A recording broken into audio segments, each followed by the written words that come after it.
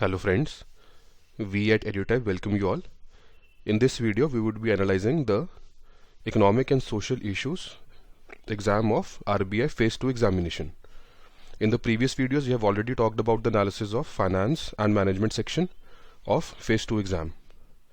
So the basic points for discussion in this video would be, first of all we would be talking about the breakup between economics and social issues, that is how many questions are asked from the economic section and how many questions are asked from the social issue section, the number of questions from each topic, then the marks breakup for each, and then we'll carry out an individual analysis of each section. That is, we would be looking at how many questions were asked from each topic of economics and from each topic of social issues, so that we can have a detailed study plan for you.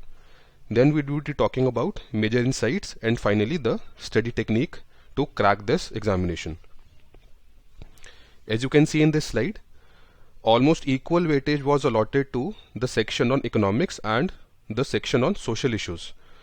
Since the examination is held online and no hard copy is available, so the questions that we have gathered for this analysis have been from discussion with the candidates who have appeared in the last year examination. So we were not able to gather all the questions. From the questions that we were able to gather, we have made this analysis that around 47% of the questions were from social issues and 53% of the questions came from economics. That is, almost equal weightage was given to both the sections.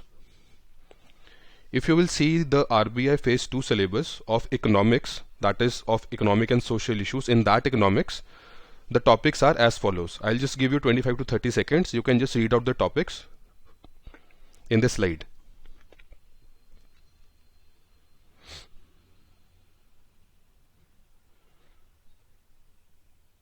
So basically we can categorize the syllabus into major headings. The first major heading is growth and development. Under that there are some 3 topics which have been shown in the slide. The next major topic is economic reforms in India. And then there is industrial and labor policy, monetary and fiscal policy, privatization, role of economic planning, globalization, export-import policy, balance of payment, IMF, World Bank. All these topics have been mentioned in the syllabus, in the formal syllabus. Moving on, from each topic, in the previous slide we have listed out the various topics. From each topic, this slide shows you the number of questions that were asked. The questions were of 1 mark also, the questions were of 2 marks also, and from each topic there were some questions pertaining to 1 mark and some questions were carrying 2 marks. So the total number of 1 mark questions from the economic section were 16 in number, and the number of 2 marks questions were 18 in number. Total number of questions comes out to be 34 and the total number of marks comes out to be 52. From the individual topic, from this graph you can see how many questions were asked which were of 1 mark and which were of 2 marks. You can just have a look. There are many topics from which 2 marks questions were not asked, and there are a few topics from which 1 mark questions were not asked. Moving on, if we see the breakup of marks from each section, then we can see that from the topic on sustainable development and environmental issues, a total of 10 marks of paper came from this particular section. That is, from a total of 52 marks, 10 marks came from the topic on sustainable development and environmental issues. The next important topic in the 2016 exam was monetary and fiscal policy, out of which 9 marks worth of paper came. Then growth and development, then regional economic cooperation worth 8 marks each, export-import policy, IMF, World Bank 6 marks and 4 marks respectively, and so on. There was not a single question from the topic on balance of payment, which has been shown in this pyramid. At the top, 0 mark. Just 1 question worth 1 mark came from the topic on WTO, and so on. You can just have a look. You should also note here in this slide that it is not necessary that the next year also the same number of marks will be allotted to this particular section on sustainable development and environmental issues. There is no logic behind that a single topic is dominating so much in the exam. Next year maybe some other topic dominates. So we don't have to frame a strategy for studying for this exam on solely on this basis. But yes, you have to see that marks are, that some number of questions are coming from each topic. Apart from balance of payment from which not even a single question came, but some questions pertaining to 1 mark as well as 2 marks came from all the topics. So we have to see that we are covering each topic to the required possible extent. Moving on, in the social issues topic of ESI, this is the syllabus which is given by RBI, which pertains to social structure in India, multiculturalism, demographic trends, urbanization and migration, gender issues, social justice, positive discrimination in favor of underprivileged section. Then is the topic on social movements, then Indian political system, human development, then social sectors in India, health and education. These are the topics which have been formally mentioned in the economics and social issues syllabus of phase 2 of RBI Grade B. Again, looking at the breakup, we can see that the total number of 1 mark questions were 12 and the number of 2 mark questions were 16 in number. So the total number of questions were 34 and the total number of marks were 44. So again, almost equal weightage was allotted to economics and social issues section of ESI paper in phase 2, and the number of questions which came from each topic pertaining to 1 mark and 2 mark are shown in this graph. Again, there are some topics from which no question came, there are a few topics from which no 1 mark question came, there are a few topics from where no 2 mark question came. So there is no set pattern. You can have a look.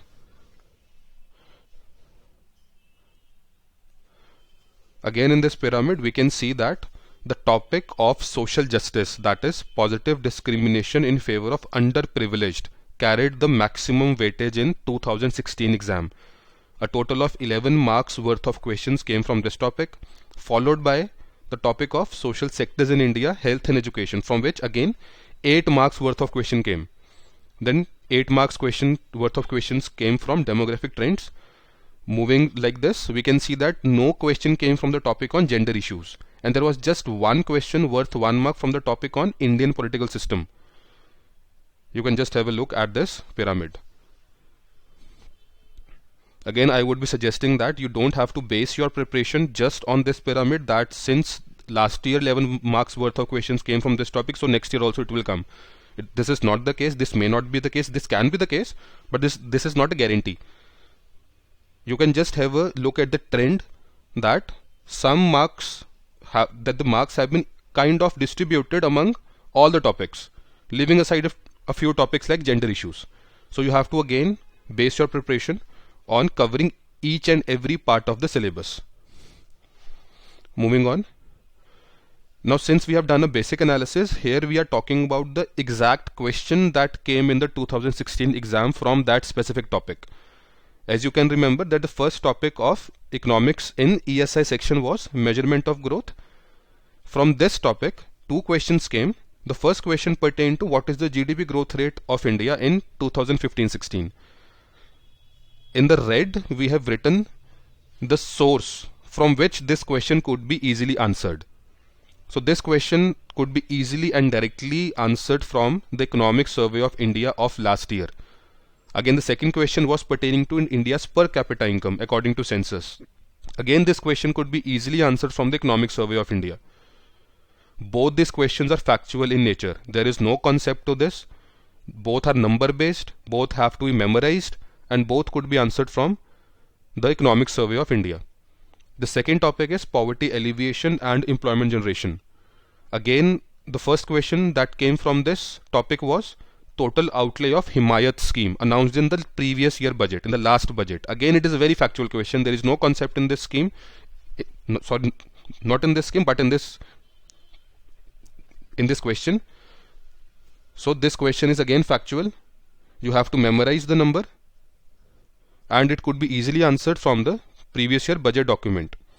The second question which came from this topic was, there were a few schemes which were given 1, 2, 3, 4, and you had to answer that which of the following schemes will not eliminate poverty. There were three schemes related to poverty alleviation, and there was one scheme which was not related to poverty. Again, a very basic and factual question from daily newspaper reading. It could be easily answered. The third topic which formed the core of this paper in the previous year was sustainable development and environmental issues.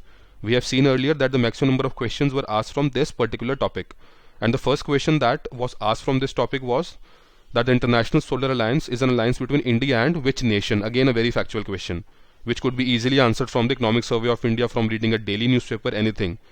Second question was, in Kudankulam plant, the name of the protest group is. Again, it is a very factual question. There is no concept, and you have to memorize that group, and that group name was mentioned in the daily newspaper articles. Third question, Kudankulam project is between India and. Again, a factual question which could be easily answered from the daily newspaper. There was another question on Kudankulam which we could not get hold of, but again it would have been a factual question. So we can see that all these questions which came from the topic of either growth or poverty or sustainable development were mostly predominantly factual, and they could be answered from the Economic Survey of India, budget, or a good daily newspaper like the Hindu or the Indian Express. From these topics there was not a single conceptual question. Moving on. From the topic on industrial and labor policy, again MSME database was inaugurated by who? It is a very factual question. Deep and Tarang, which are the systems, they are related to what? Again a factual question.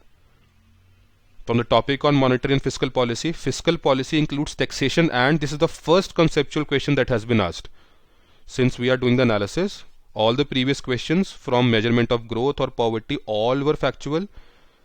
This question is entirely conceptual, that fiscal policy as opposed to monetary policy, it includes what?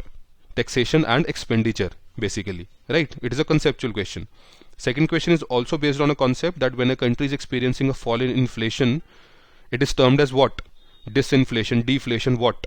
Again a conceptual question.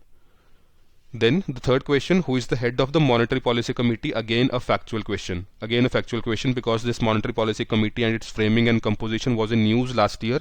It is still in news. So it was asked directly from the current affairs section or from daily newspaper reading. Again, how many members in MPC? Again a factual question, because it was in news. There was another question on this, again MPC. Next question was on the fiscal deficit target. Again it was factual, and it could be easily answered from the Economic Survey of India. There was no question that was asked from the topic on privatization.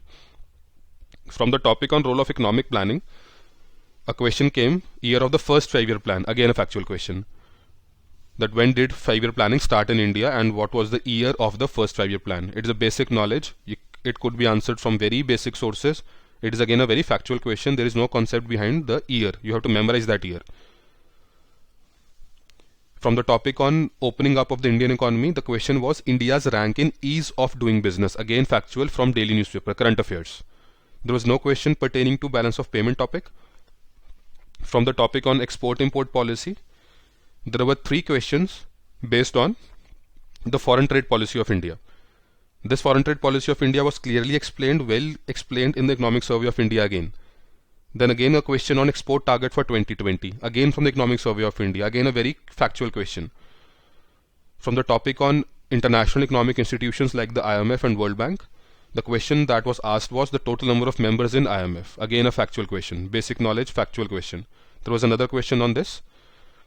From the topic on WTO, the question that was asked was the trade facilitation agreement is related to which organization? Again it is a factual question. It is related to WTO.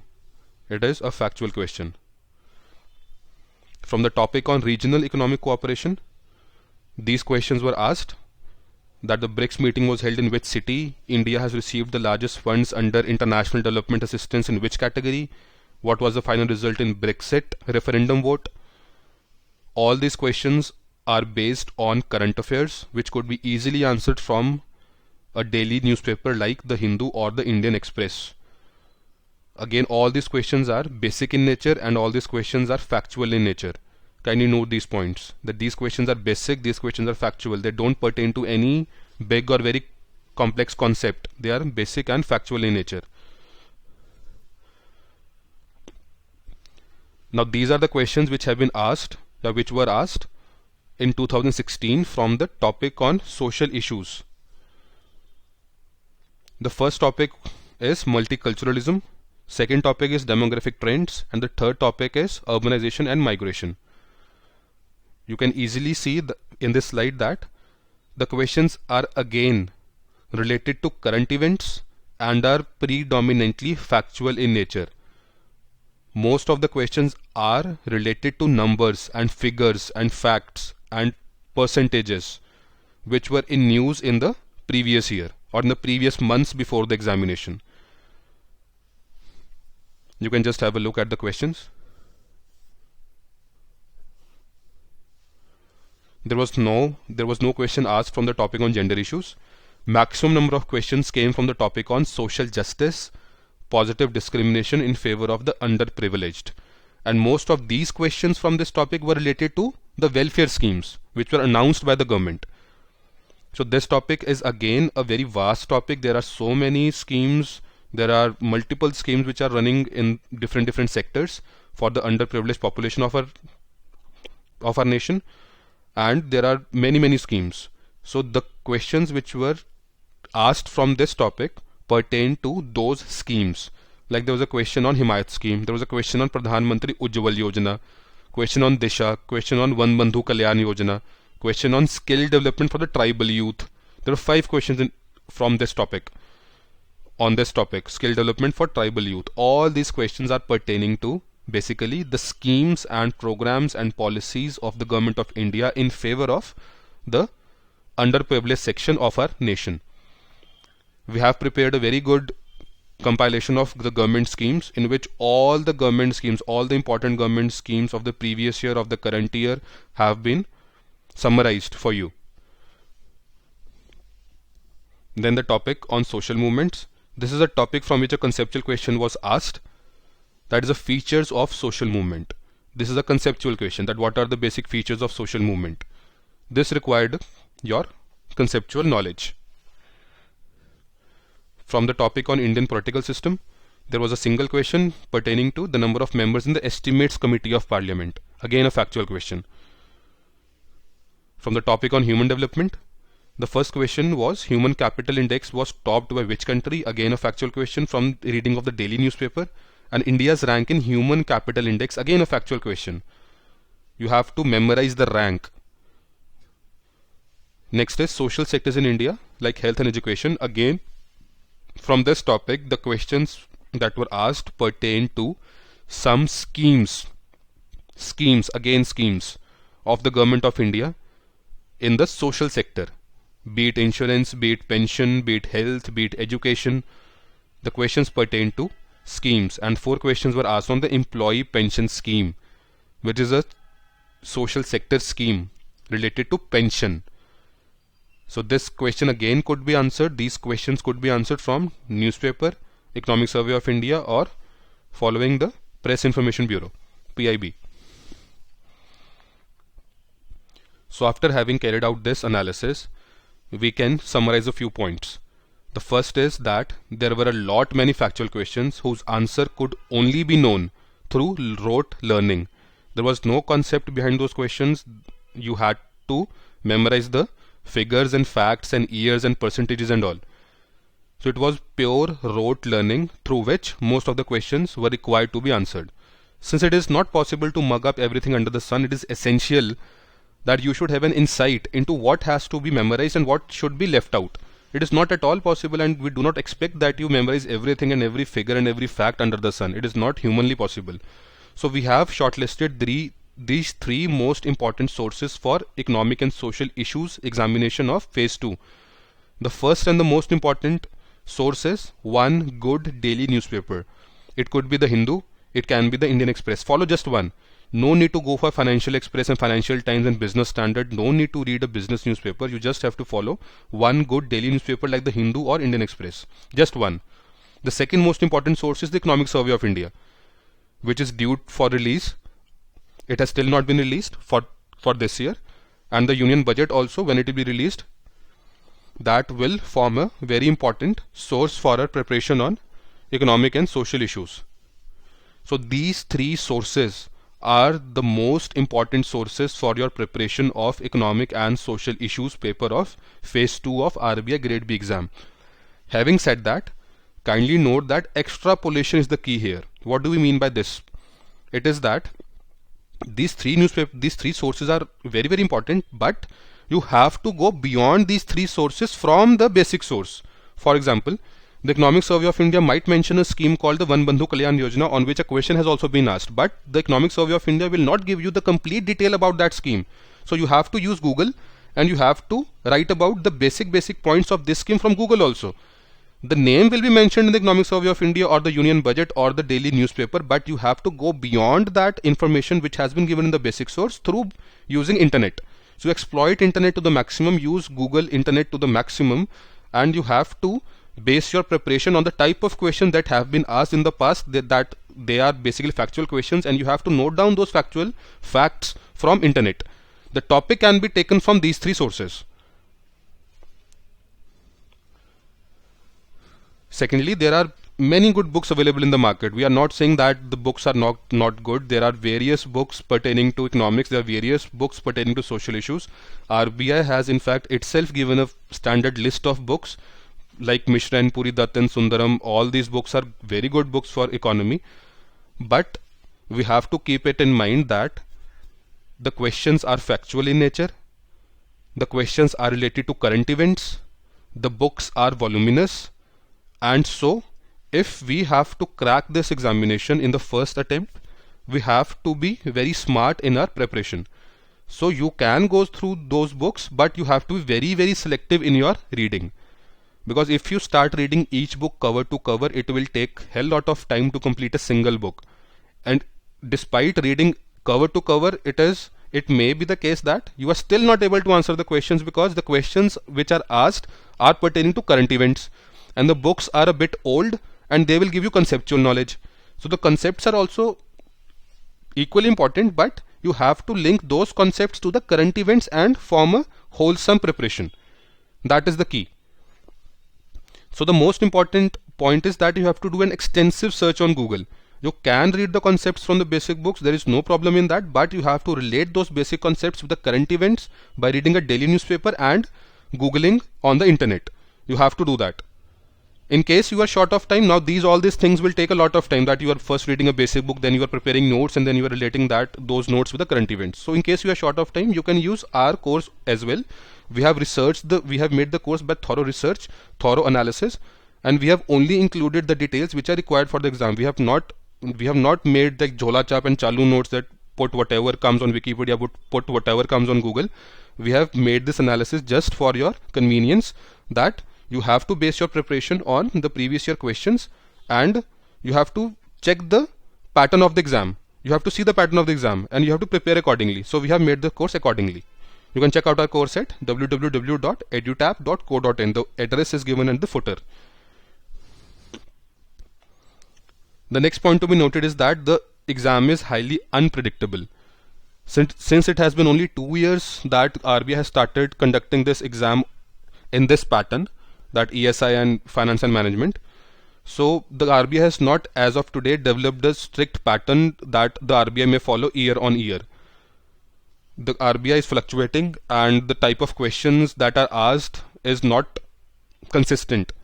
So if a particular topic is dominating the exam in one particular year, then it may not be the case. It can be the case, but it may not be the case that the same section will dominate the exam in the next year also, because there is no logic behind that why one particular section has dominated the examination in the previous year. So you should not base your preparation on that topic, that you do that topic in very good detail and you leave out the other topics. No, don't do that, because in the next year we don't know that maybe from some other topic major questions can come, or in the next year the same topic can also come, or the more number of questions can come from a different topic. So you have to prepare in a wholesome manner. You have to not leave out any topic. If you want to connect with us, you can join or like our Facebook page, which is by the name of Target RBI Grade B Exam. Kindly follow our blog for all the latest updates. The blog address is rbigradeb.wordpress.com. Our course is available at www.edutap.co.in, and you can also visit our YouTube channel by the name of EduTap and check out the rest of the videos. Thank you so much, and all the best for your upcoming exam. Thank you.